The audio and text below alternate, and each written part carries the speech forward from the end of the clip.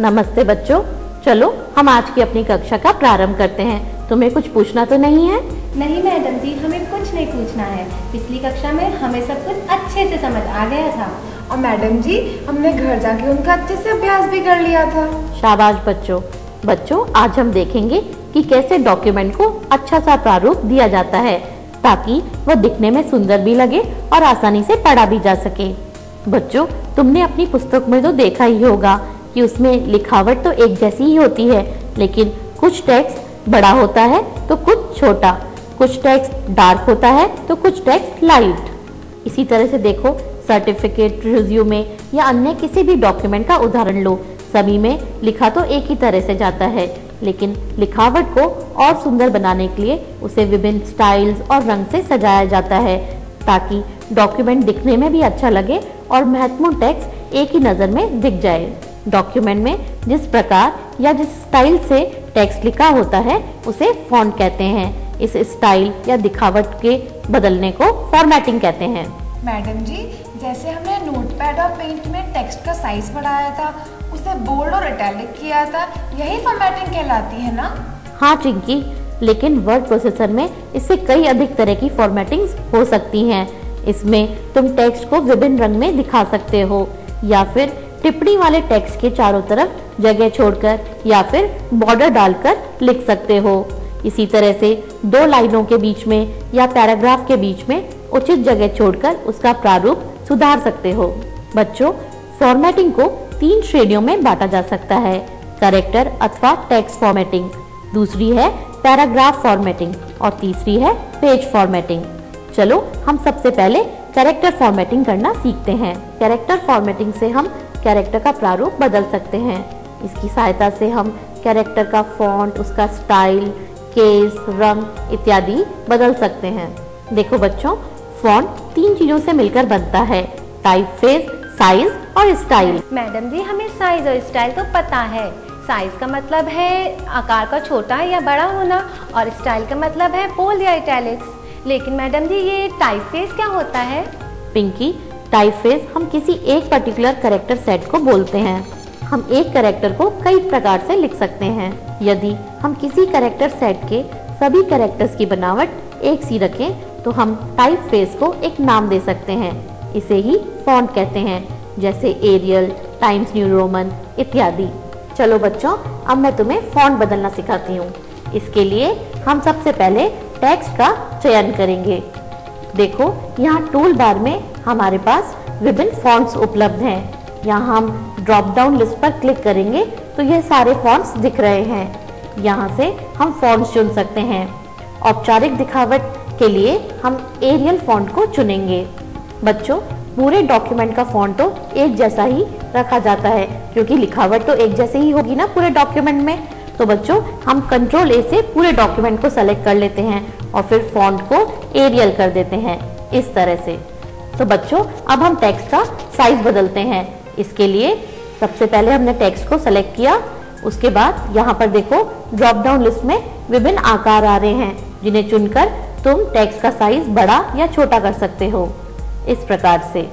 इसी तरह से यहाँ पर बोल्ड, इटैलिक और अंडरलाइन के स्टाइल्स भी आ रहे हैं। देखो, हमने यहाँ पर इस शीर्षक को चुना और इसे बोल्ड कर दिया तो यह डार्क दिखने लग गया। बच्चों, तुम्हारे कंप्यूटर में चूंकि मेन्यू बार दिखाई देती है तो फॉर्मेट मेन्यू में से तुम फॉन्ट चुनोगे तो इस तरह से फॉन्ट का डायलॉग बॉक्स प्रकट होगा। देखो, यहाँ पर भी विभिन्न फॉन्ट्स, फॉन्ट स्टाइल और उसके आकार आ रहे हैं। बच्चों, यहाँ पर हमारे पास अंडरलाइन की कई स्टाइल्स होती हैं। देखो, यहाँ पर अंडरलाइन की यह विभिन्न स्टाइल्स दिख रही हैं।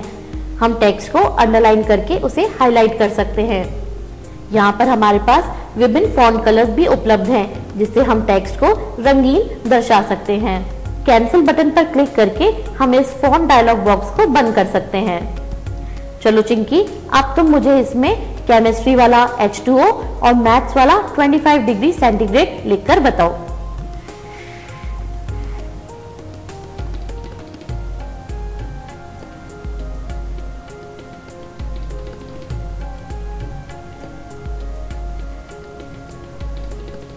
मैडम जी, 25 में डिग्री का साइन कहाँ से लगता है? अच्छा, देखो बच्चों, कई कैरेक्टर्स ऐसे होते हैं जो कीबोर्ड में नहीं होते, तो फिर उनको कैसे लिखें? उसके लिए हमारे पास कैरेक्टर मैप की सुविधा होती है। यह कैरेक्टर मैप तुम्हें एसेसरीज ग्रुप के अंदर मिलेगा। चलो हम यहाँ पर डिग्री का साइन डालते हैं। सबसे पहले स्टार्ट बटन पर क्लिक करेंगे। यहाँ से हम जाएंगे एसेसरीज पर। यहाँ पर सिस्टम टूल्स के अंतर्गत हमें दिखेगा कैरेक्टर मैप का विकल्प, जिसको चुनने पर देखो इस तरह से कैरेक्टर मैप खुल जाएगा। यहाँ पर जो भी चिन्ह तुम्हें चाहिए उसे सेलेक्ट करके कॉपी करना होगा और अपनी जगह पर जाकर पेस्ट करना होगा। तो चलो हम इसमें ढूंढते हैं कि डिग्री का साइन कहाँ पर है। मैडम जी, ये रहा डिग्री का साइन। हाँ चिंकी, चलो इसे चुनते हैं। अब इसे सेलेक्ट करेंगे। सेलेक्ट करके कॉपी पे क्लिक किया। अब यहाँ पर आते हैं। यहाँ पर हम करेंगे कंट्रोल V अर्थात पेस्ट। देखो यहाँ पर यह डिग्री का साइन आ गया। अब इसके आगे लिख देंगे C अर्थात सेंटीग्रेड। तो ये हो गया हमारा मैथ्स वाला 25 डिग्री सेंटीग्रेड। लेकिन चिंकी, तुमने तो H2O भी सही से नहीं लिखा। देखो 2 तो नीचे आना चाहिए था ना। देखो बच्चों, इसके लिए हम क्या करेंगे कि 2 में अफेक्ट्स डालेंगे। ये 2 नीचे करने के लिए सबसे पहले इसको चुनेंगे। चुनने के बाद फॉन्ट डायलॉग बॉक्स खोलेंगे। देखो बच्चों, यहाँ अफेक्ट्स के अंदर तुम्हें सुपरस्क्रिप्ट और सबस्क्रिप्ट दिख रहा है। यहाँ हमें इसको नीचे करना है, इसलिए चुनेंगे सबस्क्रिप्ट और ओके करेंगे। तो देखो ये हुआ हमारा केमिस्ट्री की केमिकल रिएक्शंस वाला H2O। यदि आप किसी टेक्स्ट को सुपरस्क्रिप्ट कर दें तो वह चुने हुए टेक्स्ट को बेस लाइन से ऊपर उठा देता है और उसका फॉन्ट साइज भी घटा देता है। ज्यादातर केमिस्ट्री में केमिकल रिएक्शंस लिखते वक्त हमें इस तरह का इफेक्ट चाहिए होता है।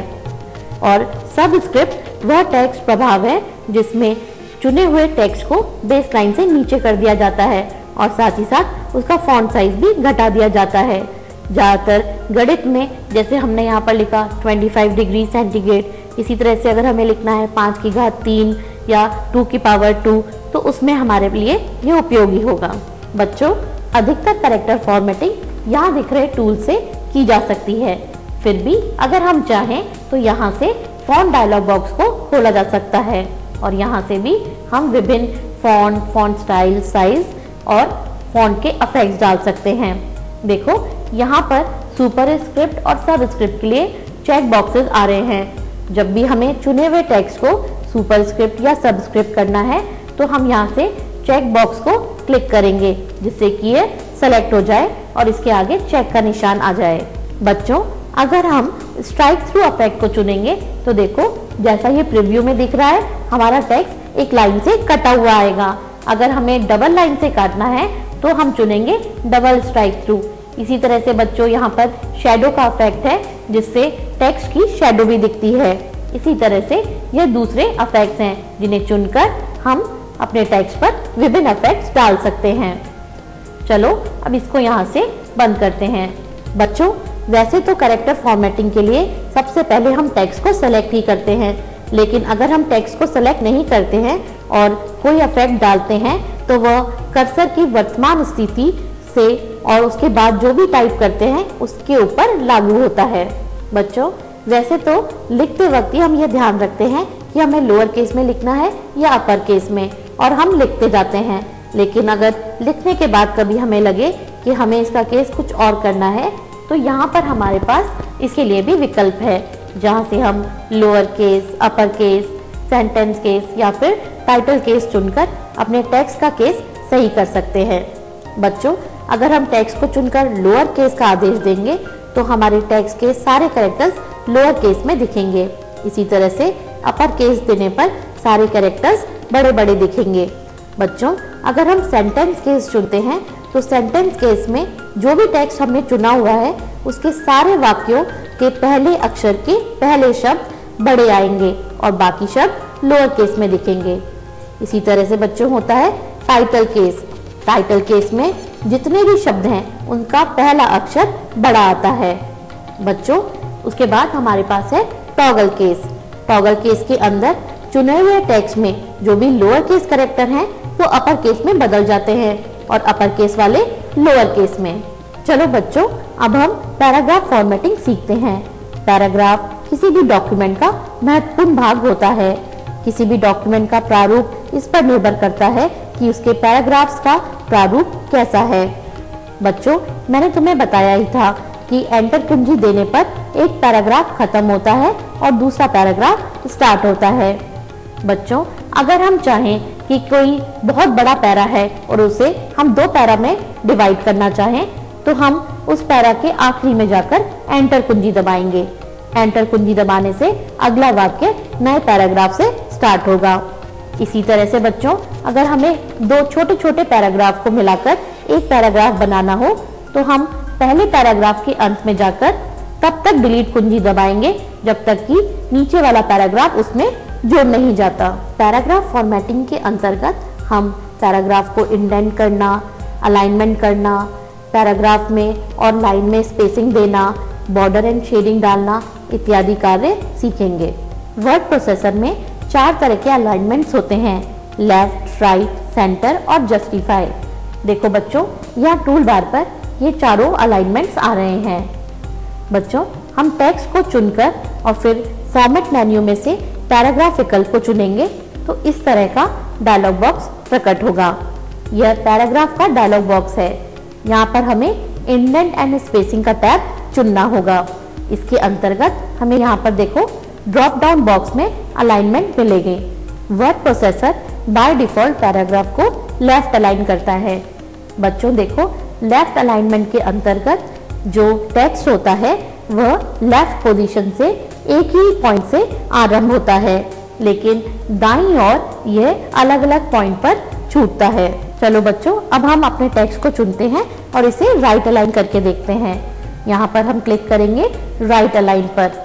राइट अलाइन करने से टेक्स्ट बाएं साइड में तो अलग अलग पॉइंट से प्रारंभ होता है, लेकिन यह दाएं साइड में एक ही पॉइंट पर खत्म होता है। कुछ इस तरह से बच्चों देखो, जैसे यहाँ पर दिख रहा है। इसी तरह से बच्चों, जो टाइटल्स होते हैं उनके लिए हम सेंटर अलाइनमेंट चुन सकते हैं। जैसे यहाँ पर हमने टेक्स्ट को चुना और फिर सेंटर अलाइनमेंट दिया तो यह टेक्स्ट डॉक्यूमेंट के बीचों बीच दिख रहा है। मैडम जी, ये सेंटर अलाइनमेंट और लेफ्ट अलाइनमेंट तो बहुत काम की चीज है, लेकिन ये राइट अलाइनमेंट क्या काम आता है? चिंकी, वैसे तो राइट अलाइनमेंट इतने काम का नहीं है, लेकिन कभी कभी पत्र में हमें ऊपरी दाईं कोने पर पता लिखना होता है, उस वक्त हम उसे राइट अलाइन कर सकते हैं। फिर तो मैडम जी, एप्लीकेशन लिखने के बाद आखिरी में जो दाईं तरफ हम अपना नाम लिखते हैं उसे लिखने के लिए भी हम इस राइट अलाइन को यूज कर सकते हैं ना? हाँ पिंकी, बहुत बढ़िया उदाहरण दिया तुमने। इसी तरह से बच्चों, सेंटर अलाइनमेंट करने पर जो टेक्स्ट होता है वह लेफ्ट और राइट मार्जिन के बीचों बीच आता है। यह शीर्षक के लिए सर्वोत्तम है। अरे मैडम जी, बिल्कुल वैसे ही ना जैसे हमारी पुस्तक में चैप्टर का नाम बिल्कुल बीचों बीच आता है पृष्ठ के। हाँ चिंकी, बिल्कुल सही। चलो अब हम जस्टिफाइड अलाइनमेंट करना सीखते हैं। इसके लिए हम सबसे पहले अपने पैराग्राफ को चुनते हैं। उसके बाद हम यहाँ दिख रहे जस्टिफाई अलाइनमेंट के टूल पर क्लिक करेंगे। यह जस्टिफाइड अलाइनमेंट हम पैराग्राफ डायलॉग बॉक्स में से भी कर सकते हैं। देखो, यहाँ से हमने चुना जस्टिफाइड और ओके बटन पर क्लिक किया।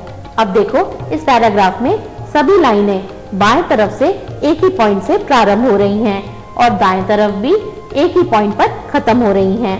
यह होता है जस्टिफाइड अलाइनमेंट, जिसमें टेक्स्ट बाएं तरफ से एक ही पॉइंट से प्रारंभ होगा और एक ही पॉइंट पर खत्म हो जाएगा।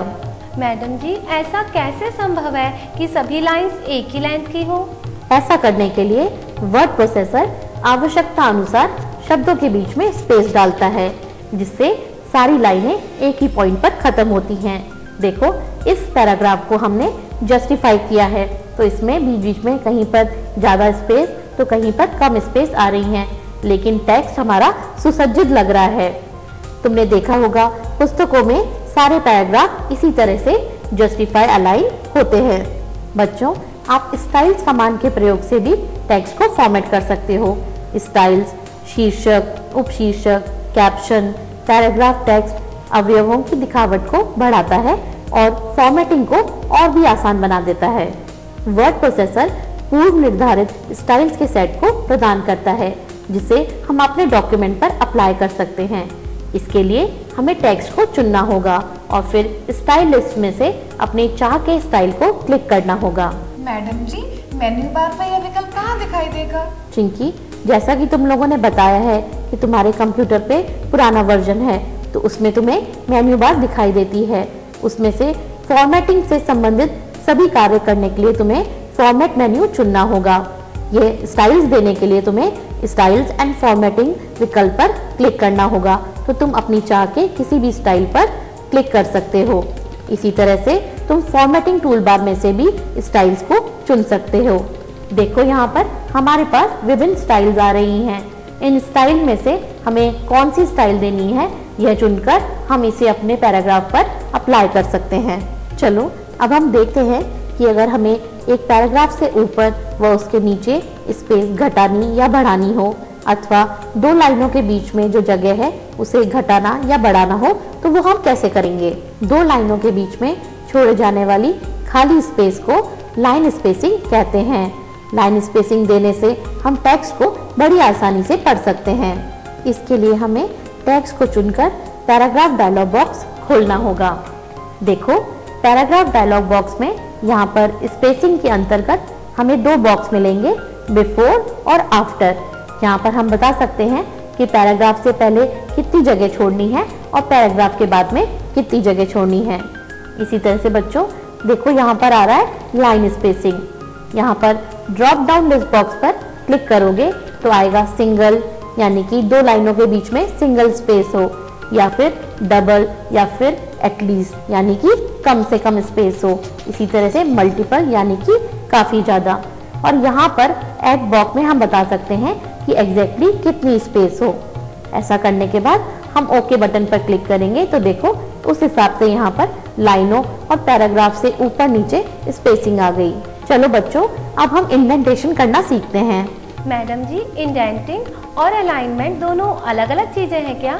हाँ पिंकी, पैराग्राफ अलाइनमेंट और इंडेंटेशन अलग अलग चीजें हैं। पहले हमने टेक्स्ट को अलाइन करना सीखा था। किसी भी पैराग्राफ में उसकी लाइनें कहाँ से आरंभ हो रही हैं और कहाँ पर खत्म हो रही हैं, इसे बदला जा सकता है और इसे ही इंडेंटेशन कहते हैं। इंडेंटेशन चार प्रकार का होता है, लेफ्ट इंडेंटेशन, राइट इंडेंटेशन और आखिरी है हैंगिंग इंडेंटेशन। लेफ्ट इंडेंटेशन में हम यह बताते हैं कि हमारा टेक्स्ट लेफ्ट मार्जिन से कितनी दूरी से स्टार्ट हो। देखो पैराग्राफ डायलॉग बॉक्स के अंतर्गत हमारे पास यहाँ पर है इंडेंटेशन, जिसमें अगर हम लेफ्ट मार्जिन वाले बॉक्स में 1 लिखते हैं और ओके करते हैं तो जो हमारा टेक्स्ट है वह 1 इंच की दूरी से चालू होगा। इसी तरह से देखो हमने ये पैराग्राफ सेलेक्ट किया और फिर पैराग्राफ डायलॉग बॉक्स खोला, तो इसमें जब हम राइट इंडेंटेशन में 0.5 लिख रहे हैं और हमने ओके बटन पर क्लिक किया तो देखो हमारा टेक्स्ट राइट मार्जिन से 0.5 इंच की दूरी छोड़कर खत्म होगा। तीसरा इंडेंटेशन है फर्स्ट लाइन इंडेंटेशन। बच्चों तुमने स्कूल में तो सीखा ही होगा कि ऐसे लिखते वक्त उसमें जो पैरा होते हैं उनकी पहली लाइन थोड़ी दूरी से चालू होती है ना? हाँ मैडम जी, और एप्लीकेशन में भी तो रिस्पेक्टेड सर के नीचे वाली लाइन थोड़ी दूरी से शुरू होती है ना? हाँ चिंकी, बिल्कुल ठीक। तो फर्स्ट लाइन इंडेंटेशन का प्रयोग कर हम पैराग्राफ की पहली लाइन को बाकी लाइनों की तुलना में दाईं ओर खिसका सकते हैं। देखो बच्चों पैराग्राफ डायलॉग बॉक्स में यहाँ पर हमारे पास है स्पेशल का ड्रॉप डाउन लिस्ट बॉक्स। यहाँ से हम चुन सकते हैं फर्स्ट लाइन और बाएं वाले बॉक्स में हम लिखेंगे कि हमें पहली लाइन कितनी दूरी से प्रारंभ करनी है। इसको करने के बाद ओके बटन पर क्लिक करेंगे तो देखो इस तरह से पहली लाइन दाईं ओर खिसक गई। देखो बच्चों पैराग्राफ डायलॉग बॉक्स के इस special drop down list box में हमारे पास है हैंगिंग इंडेंटेशन। इसको चुनेंगे और बाएं में यह बताएंगे कि हम टेक्स्ट को कितना हैंग करना चाहते हैं। उसके बाद ओके बटन पर क्लिक करेंगे तो देखो हमारा टेक्स्ट बाईं ओर खिसक गया। अर्थात हैंगिंग इंडेंटेशन का प्रयोग कर हम पैराग्राफ की पहली लाइन को बाईं ओर खिसका सकते हैं। देखो बच्चों यहाँ पर अभी हमने जो इंडेंटेशन सेट किया था वह तुम्हें रूलर पर भी दिखाई देगा। अर्थात तुम पैराग्राफ को सेलेक्ट करके रूलर की मदद से भी इंडेंटेशन को सेट कर सकते हो। देखो रूलर की बाईं ओर जो यह ऊपर त्रिभुज आ रहा है, अगर इसको ड्रैग करके सरकाओगे तो यह फर्स्ट लाइन इंडेंटेशन के काम आएगा। इसी तरह से यहाँ पर बाईं और नीचे की तरफ जो त्रिभुज है उसे खिसकाओगे तो यह बाकी की लाइनों को इंडेंट करने के काम आएगा और इसके नीचे जो यह बॉक्स है इससे हम पूरे पैराग्राफ को इंडेंट कर सकते हैं। इसी तरह से रूलर के दाईं तरफ जो यह छोटा सा त्रिभुज है इसको ड्रैग करके सरकाने से राइट इंडेंटेशन सेट हो जाता है। तो बच्चों रूलर पर दिख रहे इन त्रिभुजों को माउस से ड्रैग करके तुम इंडेंटेशन कर सकते हो। तो आया समझ बच्चों? हाँ मैडम जी, पैराग्राफ अलाइनमेंट, इंडेंटेशन और स्पेसिंग सब अच्छे से समझ में आ गया है। लेकिन मैडम जी जब हम खुद से प्रैक्टिस करेंगे तो और अच्छे समझ में आ जाएगा। बिल्कुल बच्चों, practice makes a man perfect. Perfection के लिए प्रैक्टिस तो जरूरी है ही। चलो अब आगे बढ़ते हैं। तुम्हें याद है मैंने तुम्हें टैब की के बारे में बताया था कि यदि हमें स्पेसेस ज़्यादा देनी हो तो बार बार स्पेस बार को दबाने की ज़रूरत नहीं है। अनेक स्पेसों के लिए हम टैब की दे सकते हैं। इससे एक बार में ही काफ़ी सारी स्पेसेस आ जाती हैं। हाँ मैडम जी, आपने बताया था। और फाइल में आइटम और प्राइस के बीच में स्पेस देने के लिए आपने टैब का भी यूज़ किया था। हाँ पिंकी, टैब देने से हमारा इंसर्शन पॉइंटर पॉइंट 5 आगे चला जाएगा। हम चाहें तो इस डिफ़ॉल्ट टैब स्टॉप पोजीशन को चेंज कर सकते हैं। इसके लिए हमें टैब स्टॉप सेट करना होगा। देखो यह जो पैराग्राफ वाला डायलॉग बॉक्स है इसमें हमें नीचे की तरफ ये टैब्स का बटन दिखाई देगा। देखो बच्चों, ये है हमारा टैब्स का डायलॉग बॉक्स। इसमें हम टैब स्टॉप पोजीशन में 3 लिखते हैं। 3 लिखने के बाद हम सेट बटन पर क्लिक करेंगे और ओके बटन पर क्लिक करेंगे तो देखो यहाँ हमारी इस हॉरिजॉन्टल रूलर में जो यह 3 इंच का मार्क है उसके ऊपर एल का निशान आ गया है। अब अगर हम टैब दबाएंगे तो हमारा इंसर्शन पॉइंटर ठीक 3 के नीचे ही आएगा। बच्चों टैब स्टॉप सेट करके काम करने से हमारा टेक्स्ट बहुत ही सुसज्जित लगता है। चलो अब हम जल्दी से हमारे पैराग्राफ को बॉर्डर देना और उसमें शेडिंग करना भी सीख लेते हैं। जी मैडम जी। इसके लिए जिस टेक्स्ट के चारों तरफ हमें बॉर्डर डालना है उसे हम सेलेक्ट करेंगे। देखो यहाँ पर हमारे पास विभिन्न बॉर्डर्स आ रहे हैं जिनमें से हम अपना मनपसंद बॉर्डर चुन सकते हैं। अगर हम बॉर्डर एंड शेडिंग वाले विकल्प पर क्लिक करेंगे तो देखो इस तरह से यह बॉर्डर एंड शेडिंग का डायलॉग बॉक्स प्रकट होगा।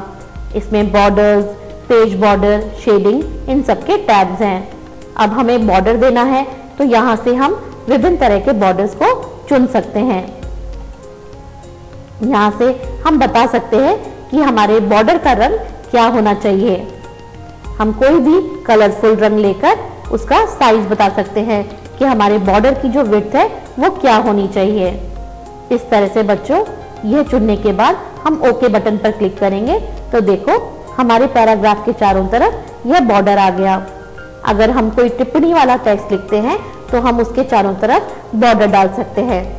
बच्चों अब शेडिंग डालना भी सीखते हैं। इसके लिए वापस से हम बॉर्डर एंड शेडिंग वाला डायलॉग बॉक्स खोलेंगे।